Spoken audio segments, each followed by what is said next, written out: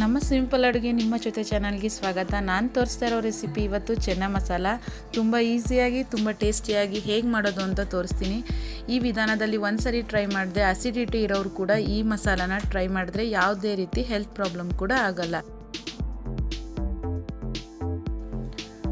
ನಾನು ಮೊದಲು ಒಂದು ಒಲೆ ಹಚ್ಚಿಬಿಟ್ಟು ಒಂದು ಕುಕ್ಕರ್ನ ಬಿಸಿ ಮಾಡೋಕ್ಕಿಟ್ಟು 100 ಗ್ರಾಮ್ ಕಾಬೂಲ್ ಕಡಲೆಕಾಳನ್ನ ಒಂದು 6 ಗಂಟೆ ಟೈಮ್ ನೆನೆಸಿ ತೊಳೆದು ಕುಕ್ಕರ್ಗೆ ಹಾಕ್ತಾಯಿದ್ದೀನಿ. ಒಂದು ಪಲಾವ್ ಎಲೆ ಮತ್ತು ಸ್ವಲ್ಪ ಉಪ್ಪು ಹಾಕಿ ನಾವು ಒಂದು 5ರಿಂದ 6 ವಿಷಲ್ ಕೂಗಿಸ್ಕೊಳ್ಳೋಣ, ಏಕೆಂದರೆ ಕಾಳು ಚೆನ್ನಾಗಿ ಬೇಯಬೇಕು. ಅದಕ್ಕೋಸ್ಕರ ನಾನು ಮಸಾಲೆ ಹೇಗೆ ರೆಡಿ ಮಾಡ್ಕೊಬೇಕು ಅಂತ ಈ ವಿಧಾನದಲ್ಲಿ ತೋರಿಸ್ತೀನಿ. ನಾನು ಒಂದು ಕಡಾಯಿನ ಬಿಸಿ ಮಾಡೋಕ್ಕಿಟ್ಟು ಒಂದು 2 ಸ್ಪೂನ್ ತುಪ್ಪನ ಹಾಕ್ತಾಯಿದ್ದೀನಿ. ತುಪ್ಪ ಬೇಡ ಅನ್ನೋರು ಎಣ್ಣೆ ಕೂಡ ಹಾಕ್ಕೊಬೋದು. ನೋಡಿ, ಒಂದು 10 ಗೋಡಂಬಿನ ಚೆನ್ನಾಗಿ ಹುರಿಬೇಕು, ಗೋಲ್ಡನ್ ಬ್ರೌನ್ ಬರೋ ಹಾಗೆ. ಗೋಡಂಬಿ ಎಲ್ಲ ಹುರಿದಾದ್ಮೇಲೆ ನಾನು 2 ಈರುಳ್ಳಿನ ಕಟ್ ಮಾಡಿ ಹಾಕ್ತಾಯಿದ್ದೀನಿ. ಈರುಳ್ಳಿ ಎಲ್ಲ ಚೆನ್ನಾಗಿ ಫ್ರೈ ಆಗಬೇಕು. ಮತ್ತು ನಾನು ಒಂದು 4 ಟೊಮೊಟೊ ಹಾಕಿದ್ದೀನಿ. ಈರುಳ್ಳಿ ಟೊಮೊಟೊ ಚೆನ್ನಾಗಿ ತುಪ್ಪದಲ್ಲೇ ಬೆಂದರೆ ಟೇಸ್ಟ್ ಕೂಡ ಡಿಫ್ರೆಂಟಾಗಿ ಚೆನ್ನಾಗಿರುತ್ತೆ. ಮತ್ತು ಒಂದು 1/4 ಕಪ್ ಆಗೋಷ್ಟು ಕೊಬ್ಬರಿನ ಹಾಕ್ತಾಯಿದ್ದೀನಿ.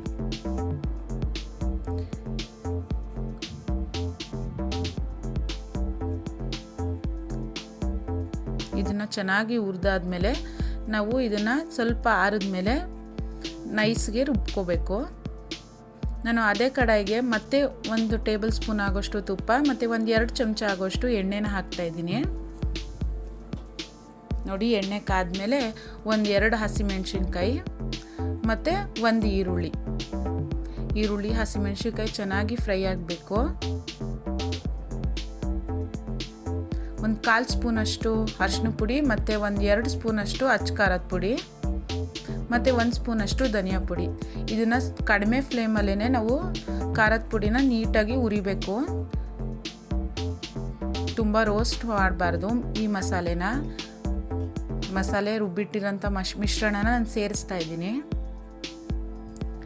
ಇದನ್ನು ಚೆನ್ನಾಗಿ ಒಂದು 2 ನಿಮಿಷ ಹಸಿ ವಾಸನೆ ಹೋಗೋವರೆಗೂ ಹುರಿಬೇಕು. ಗ್ರೇವಿಗೆ ಸ್ಮೆಲ್ ಚೆನ್ನಾಗಿ ಬರುತ್ತೆ.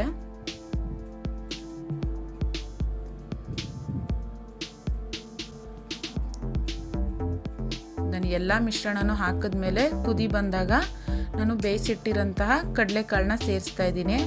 ನಮಗೆ ಎಷ್ಟು ಕನ್ಸಿಸ್ಟೆನ್ಸಿ ಬೇಕೋ ಅಷ್ಟಿಗೆ ಮಾತ್ರ ನೀರು ಹಾಕಬೇಕು. ನೀರು ಹಾಕಿದ್ರೆ ತುಂಬ ಚೆನ್ನಾಗಿರಲ್ಲ. ಸ್ವಲ್ಪ ಕೊತ್ತಂಬರಿ ಸೊಪ್ಪು ಹಾಕಿ ನಾವು ಇದನ್ನು ಆಫ್ ಮಾಡಿದ್ರೆ ಗ್ರೇವಿ ರೆಡಿ ಆಗಿರುತ್ತೆ. ನಾನು ಸರ್ವ್ ಮಾಡಿ ತೋರಿಸ್ತಾ ಇದ್ದೀನಿ. ಪೂರಿ ಜೊತೆ, ಚಪಾತಿ ಜೊತೆ ಮತ್ತು ಪ್ಲೇನ್ ಗೀ ರೋಸ್ಟ್ ಜೊತೆ ಕೂಡ ನೀವು ಟ್ರೈ ಮಾಡ್ಬೋದು.